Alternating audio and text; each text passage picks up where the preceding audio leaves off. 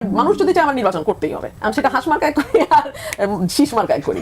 আগামী জাতীয় নির্বাচনে বিএনপি প্রায় 237টি আসন ইতিমধ্যে ঘোষণা করেছেন, তবে ব্রাহ্মণবাড়িয়ার 2 আসন এখনো ঘোষণা করা হয়নি।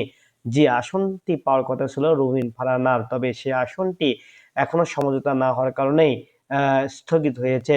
তবে মনোনয়ন পাওয়ার যোগ্য হিসেবে রুমিন ফারহানা হয় বলে সবাই মনে করছেন। যদি মনোনয়নপত্র নাও দেয় তাও তিনি এবার নির্বাচনে লড়বেন বলে বলেছেন। যে মার্কায় হোক, হাঁস বাস মুরগি গরু যে মার্কায় হোক না কেন সেই মার্কা নিয়ে তিনি প্রতিযোগিতা করবেন বলেও তিনি বলেছেন। এবং মাঝে মাঝে তিনি ব্রাহ্মণবাড়িয়া 2 আসনে যান এবং তার নেতাকর্মী এবং মাঠ পর্যায়ে লোকদের সাথে তিনি কিন্তু মত বিনিময় সভা করেন এবং তিনি যাচ্ছেন তা আমরা সামাজিক যোগাযোগ মাধ্যমে দেখতে পাচ্ছি। আগামী জাতীয় নির্বাচনকে দলীয় মনোনয়নপত্র না পেয়ে স্বতন্ত্র হিসাবে তিনি যাবেন কিনা এমন একটি কথার প্রেক্ষিতে কিন্তু সাংবাদিকদের প্রশ্নের উত্তরে তিনি কিন্তু এই কথা বলেন। এই কথাটি আমরা একটি টক শোর মাধ্যমে কিন্তু জানতে পেরেছি যে তিনি স্বতন্ত্র হিসেবেও যেতে পারে এরকম একটা কথা বলেছেন। তবে তিনি যখন গ্রাম পর্যায়ে যায় তখন কিন্তু সামাজিক যোগাযোগ অর্থাৎ সাংবাদিকরা তাকে প্রশ্ন করেছেন, তিনি নির্বাচন নিয়ে স্বাভাবিকভাবে একটি ভয় ভীতির জায়গা আছে। কারণ যে এখন যে প্রেক্ষাপট চলছে এই ভয় ভীতির কথা তিনি সেখানে উল্লেখ করেছেন। কারণ বর্তমানে আইন শৃঙ্খলা পরিস্থিতির পাশাপাশি বিভিন্ন রাজনৈতিক দল তাদের নানা দাবি দাওয়া নিয়ে সামনে এগিয়ে আসছে। অর্থাৎ এখন রাজধানীতে আমরা দেখছি একটার পর একটা কিন্তু সবাই কিন্তু আন্দোলন করে যাচ্ছে, সে কথা তিনি কিন্তু উল্লেখ করেছেন।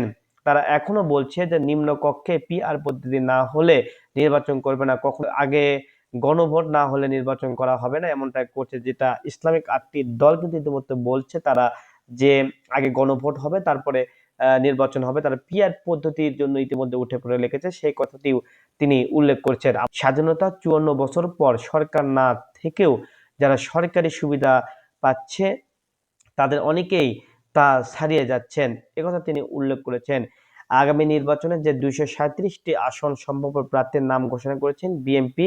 তবে বহুল আলোচিত ব্রাহ্মণবাড়িয়া যে আসনের কথা ইতিমধ্যে আমি বলেছি সেই আসন থেকে কিন্তু মনোনয়নপত্র না পেয়ে কিন্তু তিনি স্বতন্ত্র হবেন কিনা। বিগত 17 বছর নির্যাতনের মানুষের পাশে রুমিন ফারহানা ইতিমধ্যে ঘোষণা করেছেন যে বিগত 17 বছর নির্যাতিত মানুষের পাশে থেকে কাজ করে গেছি, সব সময় দল ও নেতাকর্মীদের পাশে ছিলাম, তাই তারাই সিদ্ধান্ত নেবে, নেতাকর্মীদের সিদ্ধান্তই হবে আমার বড় সিদ্ধান্ত, তাদের সিদ্ধান্ত নির্ভর করে আমরা রাজনীতি কোন পথে যাব তা আগামীতেই বলে দেবে। রাষ্ট্র মেরামতে বিএনপির 31 দফা রূপরেখা নিয়ে যে কথাগুলো বলেছেন সে কথাও কিন্তু উল্লেখযোগ্য ছিল। রুমিন ফারহানা আরো বলেন যে আমার নির্বাচনী এলাকায় এখন কাউকে ধানের শীষে প্রার্থী ঘোষণা করা হয়নি কি এখন পর্যন্ত আমরা রুমিন ফারহানা দল ফল নিয়ে যে রাস্তাঘাট অবরোধ করা যেটা অন্যান্য নেতাকর্মীদের কাছে আমরা দেখেছি, এ পর্যন্ত কিন্তু রুমিন ফারহানার এই আসনটিতে আমরা এইটা লক্ষ্য করতে পারিনি।